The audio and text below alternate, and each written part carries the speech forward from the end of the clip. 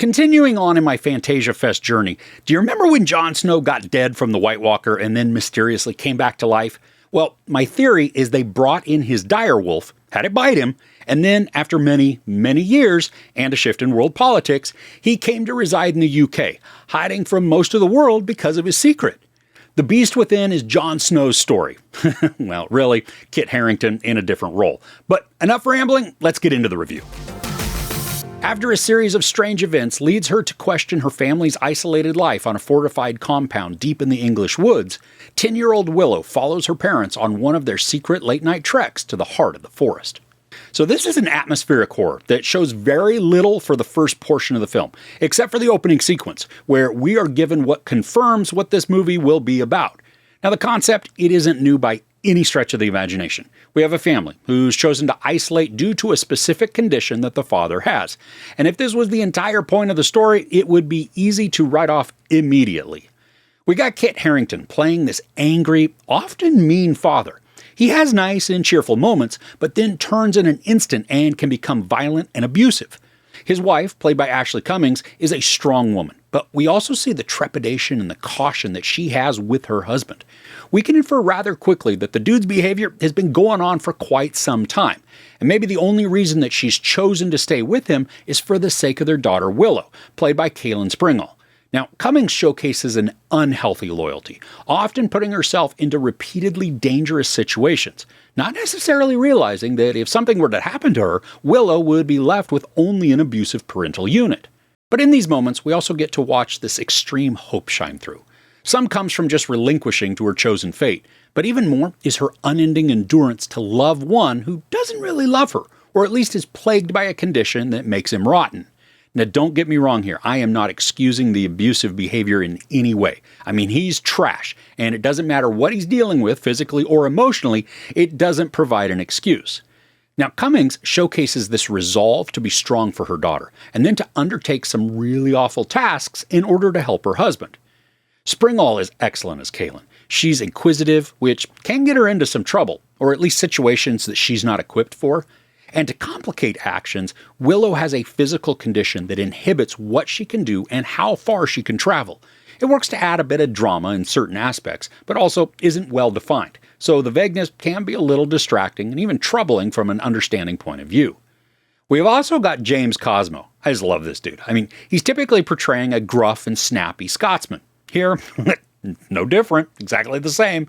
He's in the know when it comes to Harrington's character, and he assists where he can. But I love how we see that his true loyalty and concern, first and foremost, for Willow.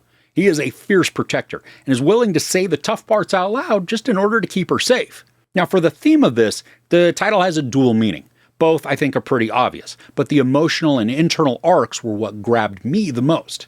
This takes a good look at anger, resentment, guilt, sometimes even longing, and how all of those things can manifest themselves. Now, we see a physical effect, but that really serves as more of the metaphor for the beast that Harrington is to his family. I appreciate that the elements that weigh him down, they're not abstract. I mean, they're spelled out for us, giving us context and details of his past and family. All things that then influence who he is in the present. And again, this doesn't give him a pass or an excuse, it just goes to provide supporting evidence at the contributing factors to his behaviors. Now, some of the scenes, I think they're very difficult to watch, especially because we get to witness the beginnings of altercations. We also see the aftermath, whether that's broken items or severely bruised areas of the body. I think this is where the true horror of the story lies. I mean, yeah, we have a violent story taking place in the background, but the constant threat that Willow and her mom face at the hands of an unpredictable Harrington, that's what creates the most anxious tension. Now, from the technical side of things, the locations and the cinematography, they are excellent at showcasing a cold and isolated environment, devoid of any sort of connection with most of the outside world. And this serves as both protection and as a sort of prison, equally for the wife and Willow.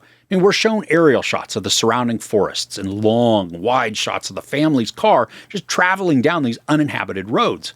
Each of these, they help to create the conflicting emotions of peace and tranquility with desolation and danger. And there's also a wonderful use of practical effects. Now, some is enhanced by CGI, especially in key moments, but when we're shown imagery of these certain things, they are grotesque and horrifying, creatively imagined and then crafted to create something realistic. And I appreciate, too, that we don't have an overuse of these effects. It's mostly more disturbing because of the unseen. We hear a lot, and some of which I would have preferred not to hear because of just how haunting it could be. But we're provided the visuals when it's necessary, and then for the rest, it's obscured to enhance the suspense. All right, so I've pretty much listed just a ton of positive things and the things that I liked about the presentation. There are, though, a couple of things that just can't be ignored, and they detrimentally affect the overall enjoyment. Now, first, it's the pacing. And I'm okay with slowness, but this is slow and then undefined, wandering around through the narrative, trying to pinpoint the direction that it wants to take. It highlights the theme really well, but jumps around ineffectively, disjointing the storytelling instead of pulling it all together. And then there's the artsy vagueness of the background and characteristics.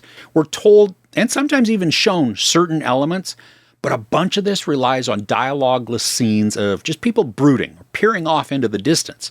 Are they mournful? Is there regret that they're experiencing? I mean, it's difficult to discern because the context clues, they're not always present. Also, and then this is way more personal than technical, but the lack of growth that we see in the characters makes this fall into the same story structure as so many other films that deal with similar subjects. Nothing is unique or different about how the characters react or respond. So ultimately, the story doesn't offer us anything fresh or unique to go along with its message and themes. So overall, The Beast Within tells a quiet and patient story, using a physical manifestation as a metaphor for abusive behaviors. While Kit Harrington is powerful and intimidating in his presence, he's outshined by co-stars who are given more opportunities for nuanced performances.